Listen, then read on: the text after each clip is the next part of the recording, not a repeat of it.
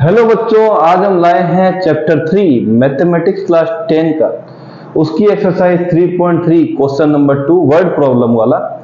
और word problem में हमें क्वेश्चन नंबर 2 में ये पूछा गया है कि 5 years ago Nuri was thrice as old as Sonu.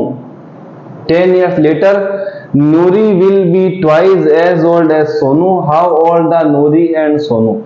तो जब ऐसे हमें एज वाले क्वेश्चन मिल जाते हैं तो हमें हरदम प्रेजेंट एज से ही आगे और पीछे के एज को देखना चाहिए। प्रेजेंट एज से देखेंगे कि 10 साल पहले क्या हुआ था, आने वाले 20 साल में क्या होने वाला है, ये सब हम प्रेजेंट एज से ही काउंट करते हैं। और इन क्वेश्चंस की सबसे खास बात क्या है, वो आज हम इस क्वेश्चन को जब सॉल्व करेंगे तब सीख लेंगे। और आप इसको थोड़ा सा समझिएगा कि इसके पैटर्न को हम कैसे इजीली सॉल्व कर सकते हैं। तो चलिए हम स्टार्ट करते हैं और जो जो कंडीशन बोली है उसी के हिसाब से हम लोग इसको सॉल्व करते हैं। सबसे पहले हम लेते हैं let the present age of, पहले हम ले लेते हैं नूरी की, क्योंकि नूरी के बारे में जिक्र किया गया पहला। एज हम ले लेते हैं x ईयर्स, चलिए ठीक है। यहां पर दूसरा ले लेते हैं the present age of Sonu, एज वो हम ले लेते हैं बच्चों y ईयर्स। चलिए यहां तक तो ठीक है। अब पहली कंडीशन क्या है, from the first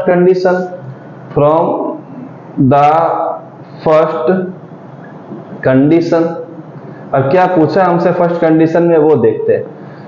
5 years ago means 5 साल पहले।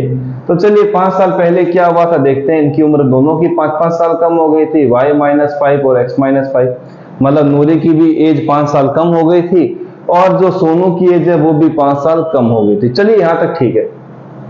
अब जो यहां वर्ड लिखा है Noori was thrice as old as Sonu, अब इसमें जो बोला गया है कि नूरी जो है वो थ्राइस मतलब इस एज से, किससे, सोनू की एज से 3 टाइम ज्यादा थी।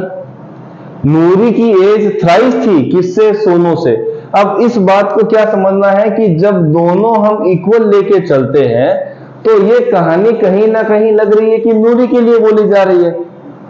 पर नूरी 3 गुना कब ज्यादा बड़ी होगी, जब इसकी एज होगी कितनी टाइम, 3 टाइम। अब बात समझिए, दोनों इक्वल तभी होंगे जब हम सोनू की एज को 3 टाइम कर देंगे। मतलब जिसके लिए बोला जा रहा है उसके साथ आपको कोई भी नंबर मल्टीपल नहीं करना है। ये जो थ्राइस है ये लगाना है सोनू से पहले, सोनू की जो एज है इसके पहले थ्राइस लगा दीजिए। मतलब आपको जो थ्राइस बोला गया है, थ्राइस का मतलब 3 टाइम, वो आपको लगाना है सोनू से पहले। अब इन दोनों की एज क्या हो गई बच्चों, इक्वल हो गई। सॉल्व कर देते हैं। x-5 is equal to 3y minus का 15, x ये इधर आएगा माइनस का 3y, यहां माइनस का 15 प्लस का उधर जाएगा तो प्लस का 5, x minus 3y is equal to बच्चों मिला हमें माइनस का 10। अब दूसरे में आते हैं from second condition, from the second condition. अब सेकेंड कंडीशन में बच्चों हमें क्या मिलता है देखते हैं। हमें मिला कि Noori will be twice as old as Sonu, कब की बात है, 10 years लेटर, 10 साल बाद। चलिए फिर से लिखते हैं x प्लस 10, ये भी बड़ी हो जाएगी 10 साल। 10 साल के बाद क्या होगा, दोनों की एज में 10-10 साल का इंक्रीमेंट होगा। तो चलिए y प्लस 10, दोनों के हमने 10-10 साल बढ़ा दिए। अब फिर से बोला है कि Noori will be twice, Noori double हो जाएगी, नूरी की एज जो है उसकी डबल हो जाएगी, कब, 10 साल के बाद। किससे हो जाएगी, सोनू से। अब नूरी की एज डबल तभी होगी जब हम इसको मल्टीप्लाई करेंगे 2 से। ये लीजिए हमने 2 कर दिया, मतलब इसकी एज जब डबल होगी तो इसके बराबर होगी, इसकी एज जब ट्रिपल होगी तो इसके बराबर होगी। मतलब किसकी एज को हमें डबल ट्रिपल करना है, सोनू की एज को।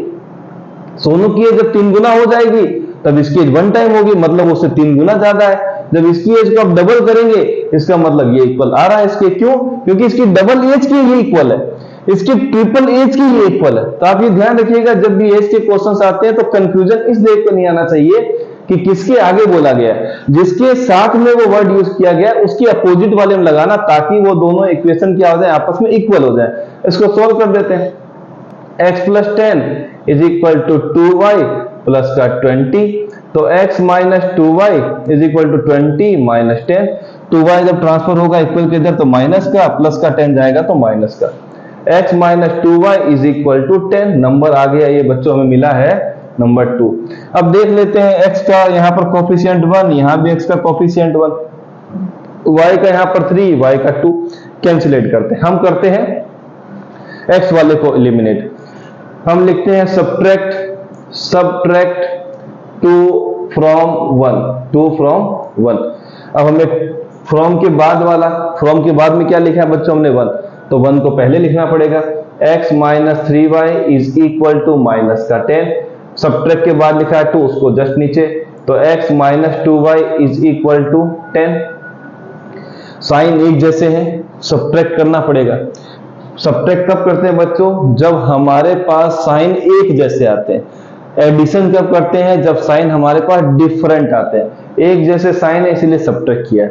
तो x के पहले माइनस, ये ऑलरेडी माइनस है तो करना पड़ेगा प्लस। अब आप इसके नीचे भी क्या लिखें? प्लस का, इसलिए भी माइनस का। तो ये वाला बच्चों कैंसिलेट। ये हो गया आपके पास 3y, माइनस का है, ये प्लस का 2y, तो मिलेगा माइनस का y। कैसे आएगा? माइनस 3y प्लस का 2y, तो y तो रहेगा ही। तो आपको पता है एक नंबर माइनस का है 3 और एक है प्लस का 2। दो अलग अलग साइन होने पर माइनस करते हैं, तो 3 माइनस 2 कितना मिलेगा बच्चों? 1। बड़े के आगे माइनस, तो माइनस 1। हमने लिखा -1, 1 तो लिखते नहीं है, तो आ गया बच्चों -y। अब दो आपको मिले हैं, अब क्या मिल गया बच्चों? -10 और -10। दो साइन एक जैसे होने पर प्लस करते हैं, तो 10 प्लस 10 20। साइन किसी का भी लगा दीजिए। यहां मिलेगा माइनस का 20, तो y हमें मिल गया बच्चों यहाँ पर कट करने पर y की वैल्यू मिल गई बच्चों हमें यहाँ पर 20। तो y हमने किसके लिए लिया था? सोनू के लिए। चलिए ठीक है, अब हम लोग आते हैं किस पे? नूरी की एज पे। तो हम कोई भी इक्वेशन ले लेते हैं, हम पुट कर देते हैं 1 में, हम इसको सॉल्व करते हैं। चलिए यहां पर आ जाते हैं, फटाक से आते हैं।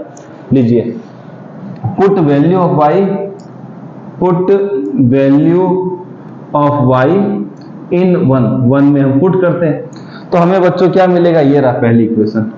अब हम यहाँ पर छोटी सी जगह पे इसको लिख देते हैं।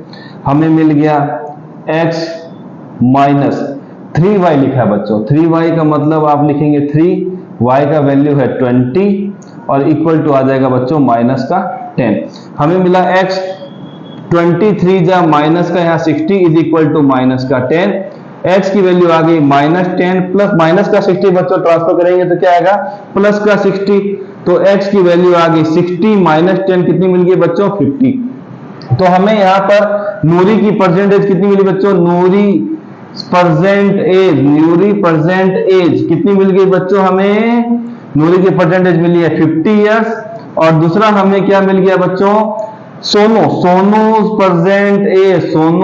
परसेंट एज हमें मिल गई बच्चों यहाँ पर 20 इयर्स। तो ये है इस क्वेश्चन का बहुत ही सिंप्लीफाइड और आसान तरीका। आपको शायद समझ में आएगा क्योंकि हमने यहाँ से सीधी वैल्यू उसकी पुट कर दी यहाँ पर और हमारा आंसर आ गया। तो मिलते हैं नेक्स्ट वीडियो में इसके अगले क्वेश्चन के साथ। तब तक के लिए टेक केयर एंड बाय।